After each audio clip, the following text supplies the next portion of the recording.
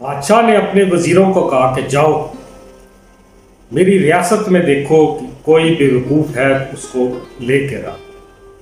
سارے جو اس کے وزیر تھے وہ نکل گئے، اس کی ساری فوج اس کھوج میں لگ گئی، اس تلاش میں لگ گئی کہ اس ریاست میں بے وقوف کون ہے۔ لوگوں سے جب پوچھا کہ بے وقوف کوئی ہے تو ہمیں بتاؤ، لوگوں نے کہا کہ فلاں جگہ پتہ کریں، کسی نے کیا کہا، کسی نے کیا کہا۔ خیر وہ ڈھونڈتے ڈھونڈتے ان کے وزیروں کو ایک شخص کا پتہ چلا کہ وہ بے وقوف ہے، تو وہ اس کو لے کر بادشاہ کے دربار میں آ گئے اور کہا کہ جناب یہ بڑا ٹاپ کا جو ہے نا وہ بے وقوف ہے۔ تو بادشاہ نے کہا کہ اچھا میری ریاست میں بھی کوئی بے وقوف ہے۔ اس نے اپنا موتیوں کا جو ہار تھا، قیمتی ہار جو بادشاہ نے پہنا ہوا تھا، وہ اپنے گلے سے اتار کر اور اس بے وقوف کو دے دیا اور اسے کہا کہ جاؤ میری طرف سے تمہیں یہ انعام کے طور پہ میں دیتا ہوں، لے جاؤ۔ خیر وہ بے وقوف نے ہار لیا، گلے میں پہنا، بادشاہ نے بلکہ اس کو پہنا دیا، وہ چلا گیا۔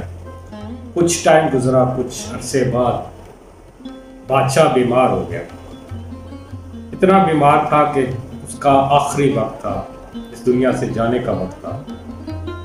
اور جب یہ بات سب کو ریاست میں پتہ چلی تو بہت سے لوگ اس کو ملنے کے لیے گئے، جو اس کے عزیز و اقارب تھے یا باقی اس کے جہاں پہ کوئی ریلیشن تھے، تعلق تھے، تو وہ سارے لوگ اس سے بادشاہ کو ملنے کے لیے گئے کہ بادشاہ کا آخری وقت ہے، جا کے اس سے مل لیا جائے۔ تو جب اس بے وقوف کو پتہ چلا کہ بادشاہ کا آخری وقت ہے، مرنے والا ہے، سب جا رہے ہیں اس سے ملنے کے لیے، تو اس نے بھی کہا کہ بادشاہ نے بھی مجھ پہ احسان کیا ہے، موتیوں کا ہار دیا مجھے، تو میں بھی جاتا ہوں، میں بھی جا کے بادشاہ سے ملتا ہوں۔ خیر وہ بے وقوف جو تھا وہ چلا گیا۔ اب کافی جو دنیا تھی اس بادشاہ کو ملنے کے لیے کھڑی تھی، سب کی باری باری جا کے جو سب بادشاہ سے مل رہے تھے، تو وہ جب بے وقوف کی باری آئی ملنے کے لیے تو وہ بادشاہ کے پاس جب پہنچا، اندر گیا، بادشاہ اپنے بیڈ پہ، اپنے پلنگ پہ تھا۔ اس نے بادشاہ کو سلام کیا، بادشاہ نے اس کو پہچان لیا اور اسے کہا کہ ہاں اچھا تم وہی بے وقوف ہو جس کو میں نے موتیوں کا ہار دیا تھا۔ اس نے کہا ہاں جی میں وہی ہوں۔ تو بے وقوف نے اس کو بادشاہ کو کہا کہ اچھا آپ کہاں جا رہے ہیں؟ اس نے کہا کہ میرا آخری وقت ہے، میں اگلے جہاں جا رہا ہوں، اس دنیا سے جا رہا ہوں۔ تو بے وقوف نے کہا کہ پھر واپسی کب ہوگی؟ بادشاہ حیران ہوا، اس نے کہا کہ نہیں، وہاں کوئی جو جاتا ہے وہ واپس نہیں آتا۔ کہا اچھا۔ پھر بے وقوف نے کہا اچھا آپ نے اپنے لیے وہاں پہ کوئی محل، کوئی مکان، کوئی گھر بنایا ہے؟ کیونکہ یہاں پہ آپ عالی شان محل میں رہتے ہیں، آپ نے وہاں بھی کوئی اپنے لیے محل تیار کیا ہے؟ تو بادشاہ نے کہا نہیں، میں نے وہاں پہ کوئی محل نہیں تیار کیا۔ کہا اچھا۔ پھر اس نے کہا کہ آپ نے اپنی فوج، اپنے وزیر وہاں پہ بھیجے ہیں؟ اس کہا کہ نہیں، وہاں پہ میں ان کو نہیں بھیج سکتا، وہاں پہ مجھے اکیلے ہی جانا ہے۔ وہ بے وقوف پھر چپ ہو گیا۔ پھر اس نے کہا کہ آپ یہاں پہ اتنے عیش و آرام کے ساتھ رہتے ہیں، بڑا محل ہے، بڑا پلنگ ہے، ریشمی کپڑے ہیں، کچھ آپ نے اگلے جہاں پہ آپ جا رہے ہو وہاں کے لیے کوئی انتظام کپڑوں کا، یہ ریشمی جو کپڑے پہنے ہیں کوئی انتظام کیا ہے؟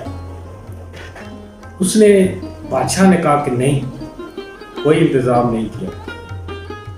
وہ بیوقوف تھوڑی دیر سوچنے کے بعد اس نے جو بادشاہ نے اس کو ہار پہنایا تھا نا، وہ اپنے گلے سے اتارا اور بادشاہ کو پہنانے لگ گیا۔ بادشاہ نے اس کو روکا، اس کو کہا کہ کیا کر رہے ہو؟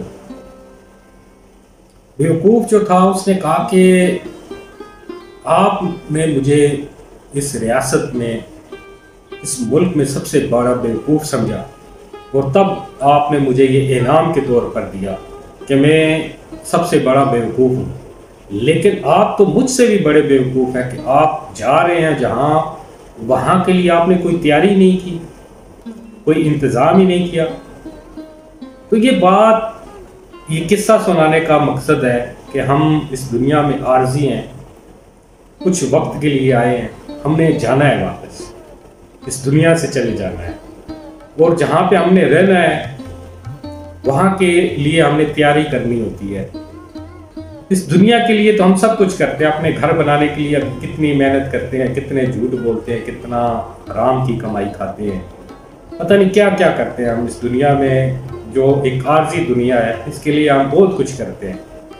لیکن جہاں پہ ہم نے رہنا ہے، جہاں سے ہم نے واپس نہیں آنا، وہاں کی ہم نے کبھی تیاری نہیں کی۔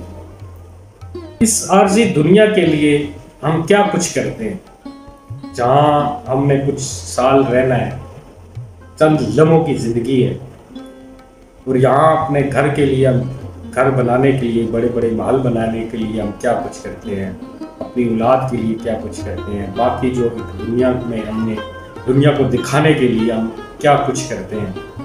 لیکن جہاں پہ ہم نے رہنا ہے ہمیشہ کے لیے، وہاں کے لیے ہم نے کوئی تیاری نہیں کی، نہ ہم کرتے ہیں، نہ ہم نے کبھی سوچا ہے کہ ہم نے ایک دن مر جانا ہے، اور مرنے کے بعد ہمارے ساتھ کیا ہوگا۔